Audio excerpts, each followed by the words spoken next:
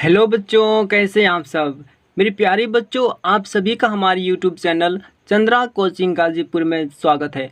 बच्चों, जैसा कि आप लोग देख पा रहे हैं कि आज हम आप सभी के लिए एसएसटी यानी कि सामाजिक विज्ञान का बहुत ही महत्वपूर्ण प्रश्न लेकर आया हूं बच्चों, जो आपके बोर्ड एग्जाम में बच्चों इस टॉपिक जो बताएंगे बच्चों आपको क्वेश्चन ना, इनमें से आपके बोर्ड एग्जाम में एक प्रश्न तो आना एकदम तय है। ओके बच्चों, और देखिए बच्चों, हम आप लोगों को ना बच्चों पार्ट वाइज हम पढ़ा रहे हैं सामाजिक विज्ञान, ठीक है। आप बच्चों क्या करेंगे, क्रम से सभी वीडियो को देखेंगे क्योंकि सारे क्वेश्चन आपके बहुत ही इंपॉर्टेंट हैं। ठीक है बच्चों, ठीक है। देखिए बच्चों, आज हम लोग यहाँ पर देखेंगे, देखिए बच्चों 52वां प्रश्न यानी कि 52। इसके पहले वाले वीडियो हम लोग क्या किए थे बच्चों, देखिए यहाँ पर बच्चों 51 तक बच्चों प्रश्न पढ़ चुके थे, ठीक है। देखिए बच्चों यहाँ पर 1857 की क्रांति की असफलता के किन्हीं 3 कारण को बताइए। बच्चों इस प्रश्न को हम लोग पढ़ चुके थे अगले वीडियो में, ठीक है। और बच्चों इस वीडियो में हम लोग क्या देखेंगे, देखिए बच्चों यहाँ पर प्रश्न 52 को देखेंगे। ओके बच्चों, तो देखिए बच्चों 52 प्रश्न जो कह रहा है आपका, भारत में बढ़ती जनसंख्या से उत्पन्न किन्हीं 3 समस्याओं का वर्णन कीजिए। ओके बच्चों, यानी भारत में जो इतनी जनसंख्या बढ़ रही है उनकी आपकी किन्हीं 3 समस्याओं को बताना है। ठीक है बच्चों, चलिए तो हम देख लेते हैं बच्चों आंसर में। यहाँ पर बच्चों जो पहला बच्चों आपको जो पॉइंट है ना, बढ़ती जनसंख्या से उत्पन्न किन्हीं 3 समस्या बताना आपको है, जिसमें से बच्चों पहली समस्या आपकी है, अधिक जनसंख्या के कारण बेरोजगारी की विकराल समस्या उत्पन्न हो गई है। ओके बच्चों, यानी कि भारत में बच्चों जो अधिक जनसंख्या बढ़ गई है ना, उसके कारण क्या हो रहा है कि बेरोजगारी की विकराल समस्या उत्पन्न हो गई है। यानी कि बेरोजगारी मतलब कि लोगों को रोजगार बहुत ही कम मिल रहा है। ठीक है बच्चों, आगे देखते हैं सेकेंड पॉइंट को। बढ़ती जनसंख्या के कारण लोगों के पास रहने के लिए घर तथा कृषि के लिए भूमि की कमी हो गई है। ओके बच्चों, यानी कि जनसंख्या बढ़ने से क्या हो गया है, तो लोगों को रहने के लिए घर भी नहीं है और जो कृषि करने के लिए उनके पास ज़मीन भी नहीं है। ठीक है बच्चों, आगे देखते हैं नेक्स्ट पॉइंट को देखते हैं। बढ़ती जनसंख्या के कारण वनों को उजाड़ कर घर बनाया जा रहा है, जिससे हमारा वातावरण भी दूषित होता जा रहा है। ठीक है बच्चों, यानी कि जनसंख्या जैसे जैसे बढ़ रही है ना, लोग भी वैसे बढ़ रहे हैं। ठीक है बच्चों, लोग तो बढ़ ही रहे हैं, ऐसी जनसंख्या बढ़ रही है तो लोग क्या कर रहे हैं कि वनों को काट दे रहे हैं। ठीक है, वनों को काट कर घर बना रहे हैं बच्चों। तो जो अगर वनों को काट देंगे तो उनसे हम वनों से जो पेड़ पौधे होते हैं उनसे हम लोग को ऑक्सीजन नहीं मिलेगा। ठीक है, जो कि हमारे पर्यावरण के लिए बहुत ही हानिकारक है। ओके बच्चों, बहुत ही मतलब हम लोग को अगर वनों से काटने से बच्चों पृथ्वी पर वर्षा ही नहीं होगी। ठीक है, सूखा पड़ने लगेगा। चलिए बच्चों अगला देखते हैं प्रश्न हम लोग 53 वाला। देखिए, भारतीय लोकतंत्र की 3 विशेषताएं बताइए। देखिए बच्चों, भारतीय लोकतंत्र की 3 विशेषताएं आपके यहाँ पर निम्न है। देखिए, जिसमें बच्चों पहला आपका है, भारत का निर्माण जन निर्वाचित प्रतिनिधियों के द्वारा होता है। ओके बच्चों, लोकतंत्र मतलब कि यहाँ पर क्या होता है बच्चों, तो भारत सरकार का निर्माण, ओके बच्चों सरकार का निर्माण कैसे होता है, तो जन निर्वाचित, जन मतलब बच्चों जनता जो होते हैं, ठीक ना, जनता के द्वारा चुने जाते हैं। ओके बच्चों, ठीक है। आगे देखते हैं बच्चों बोले यहाँ पर, राजनीतिक सत्ता की प्राप्ति के लिए एक से अधिक दलों के मध्य प्रतिस्पर्धा होती है। ठीक है बच्चों, आगे देखते हैं तीसरा पॉइंट, चुनाव सार्वभौमिक वयस्क मताधिकार के आधार पर समय समय पर होते हैं। ओके बच्चों, आगे देखिए बच्चों, यहाँ पर हम लोग का लोकतंत्र की 3 विशेषताएं बच्चों निम्न थी। यहाँ पर हम लोग तीनों विशेषताएं हो चुकी हैं। ठीक है बच्चों, हम लोग देखेंगे यहाँ पर अब 54वां प्रश्न को। ठीक है बच्चों, ये भी प्रश्न आपका बहुत ही इंपॉर्टेंट है। तो देखिए बच्चों, यहाँ पर 54वां प्रश्न कह रहा है आपका, एक विकसित देश की क्या विशेषताएं होती हैं, स्पष्ट कीजिए। ओके बच्चों, पूछ रहा है आपसे कि एक विकसित देश यानी कि एक डेवलपमेंट जो देश होते हैं उनकी विशेषताएं। ठीक है बच्चों, उनकी विशेषताएं क्या होती हैं। देखिए बच्चों, यहाँ पर लिख सकते हैं हम लोग यहाँ पर अच्छी तरह से कि एक विकसित देश की निम्न विशेषताएं होती हैं। इसमें से बच्चों पहला है, विकसित देशों में उच्च साक्षरता पाई जाती है। यानी कि वहाँ के लोग क्या होते हैं बच्चों, बहुत ही समझदार होते हैं, अच्छे पढ़े लिखे होते हैं। ठीक है ना बच्चों, आगे देखिए, विकसित देशों में जनसंख्या में नियंत्रित वृद्धि होती है। ओके बच्चों, इसमें क्या होता है, तो बच्चों विकसित देशों में क्या होता है, जनसंख्या जो बढ़ती है ना बच्चों, उन पर रोक लगा देते हैं कि ज़्यादा जनसंख्या नहीं होना चाहिए, यानी कि हम दो हमारे दो। ओके बच्चों, ऐसा करना चाहिए, ठीक है ना। तो विकसित देशों में ऐसा कंडीशन होता है। आज देखते हैं बच्चों नेक्स्ट यहाँ पर तीसरा पॉइंट, विकसित देशों में नगरों तथा नगरीय जनसंख्या की अधिकता पाई जाती है। ओके बच्चों, वहाँ पर ना नगरों तथा नगरीय जनसंख्या पाई जाती है, यानी कि नगरों में लोग गाँवों को ना नगरों में बना देते हैं, ठीक है, इतना विकसित हो जाता है वो गाँव आपका। चलिए बच्चों, तो ये हो गया हम लोग का 54 प्रश्न। अगला प्रश्न देखते हैं बच्चों 55 आपका। देखिए, आर्थिक क्रियाओं से क्या अभिप्राय है, प्रमुख आर्थिक क्रियाओं का वर्णन कीजिए। तो देखिए बच्चों, इसका आंसर ये हो जाएगा आपका,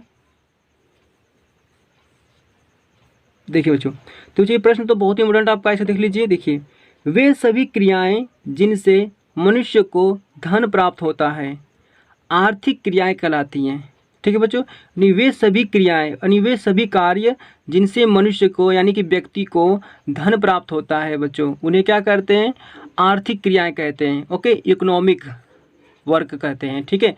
जैसे खेती करना, नौकरी करना, ओके बच्चों, व्यापार करना, ये सभी क्या है बच्चों, ये सभी आर्थिक क्रियाएं हैं। ओके, आइए देखते हैं बच्चों, नेक्स्ट देख लेंगे यहाँ पर हम लोग। आर्थिक क्रियाएं मुख्य रूप से 3 प्रकार की होती हैं। ओके बच्चों, कौन कौन से होती है, देखिए यहाँ पर बच्चों, जो पहली आपकी है ना, ये है प्रकृति के सहयोग से जो आर्थिक क्रियाएं की जाती हैं उन्हें प्राकृतिक आर्थिक क्रियाएं कहते हैं। जैसे खनन कार्य, कृषि कार्य तथा मत्स्य पालन आदि। ओके बच्चों, यानी प्रकृति के सहयोग से, यानी बच्चों जैसे कि हम लोग का कैसे धान, जब वर्षा, बच्चों जब हम लोग धान बोया जाता है तो उसमें वर्षा होती है, यानी कि प्रकृति को देखकर जब वर्षा होगी तो ही धान बोएंगे। तो बच्चों प्रकृति के अकॉर्डिंग यहाँ पर क्या हो रहा है, जो बच्चों आर्थिक क्रियाएं होंगी उन्हें क्या कहेंगे आप लोग, उसे प्राकृतिक आर्थिक क्रियाएं कहेंगे, ठीक है बच्चों, ठीक है। बच्चों मत्स्य से मतलब क्या होता है बच्चों, मछली पालन होता है, ठीक है ना। आगे देखिए बच्चों, सेकेंड वाला क्या कह रहा है, वे क्रियाएं जो प्राकृतिक उत्पादों की सहायता से विभिन्न वस्तुओं का निर्माण करती हैं उन्हें द्वितीयक क्रियाएं कहते हैं। जैसे कपास से कपड़ा बनाना, लकड़ी से कागज़ बनाना आदि। तो बच्चों ये क्या है, तो देखिए बच्चों ये क्रियाएं जो क्या है बच्चों, इन क्रियाओं को हम लोग क्या बोलेंगे, तो द्वितीयक क्रियाएं हैं। ओके बच्चों, पहले वाली क्या थी बच्चों, पहले तो प्राकृतिक क्रियाएं थी ना, लेकिन सेकेंड क्या है बच्चों, द्वितीयक क्रियाएं हैं।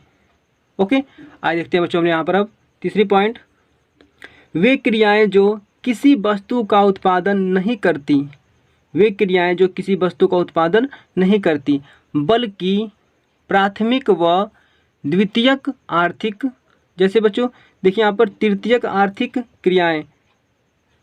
ओके, देखिए बच्चों ये द्वितीयक आर्थिक क्रियाएं, देखिए बच्चों इसमें क्या होता है ना कि प्राथमिक भी क्रियाएं रहती हैं बच्चों और द्वितीयक क्रियाएं, यानी दोनों मिल जाती हैं बच्चों, ठीक है, दोनों को मिल जाती हैं तो हम लोग क्या कहेंगे, इसे तृतीयक आर्थिक क्रियाएं कहेंगे।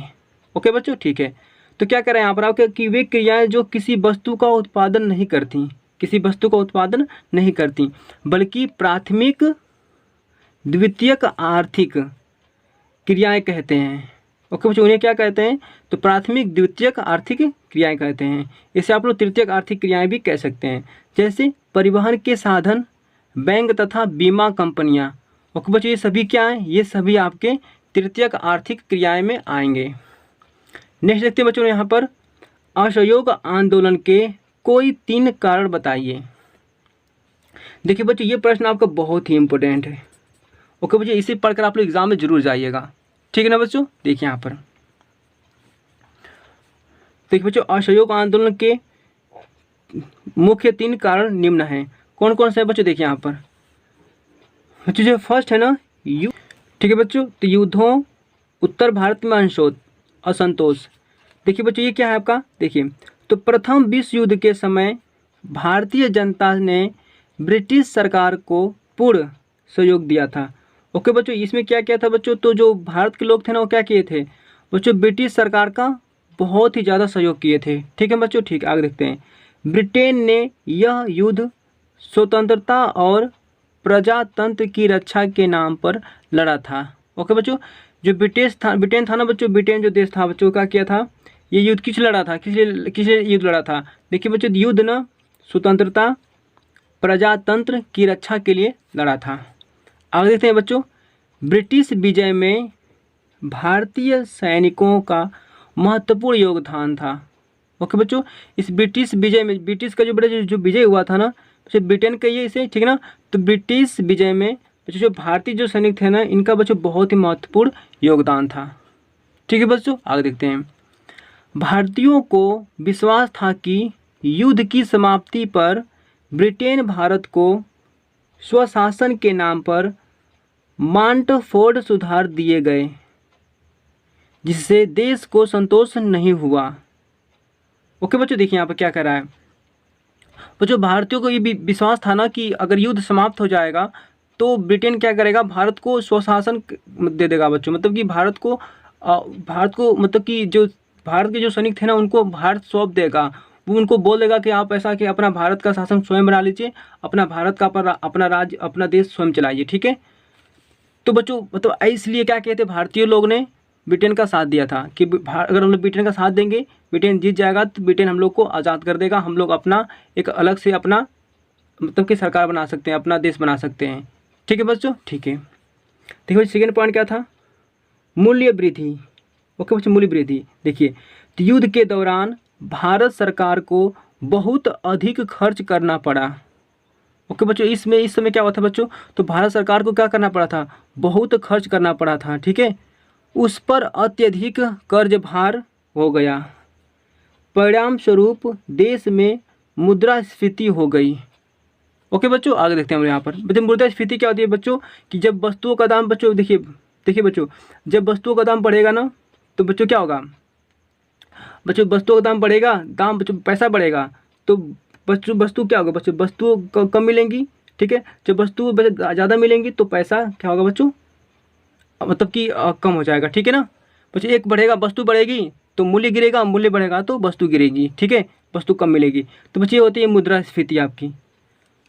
आगे देखते हैं बच्चों यहाँ पर, आकाश और प्लेग, ये क्या है बच्चों, देखिए तीसरा पॉइंट आपका, 1917 ईस्वी में अनावृष्टि के कारण देश में अकाल एवं प्लेग फैल हो गया, हजारों व्यक्ति अकाल के ग्रास बन गए।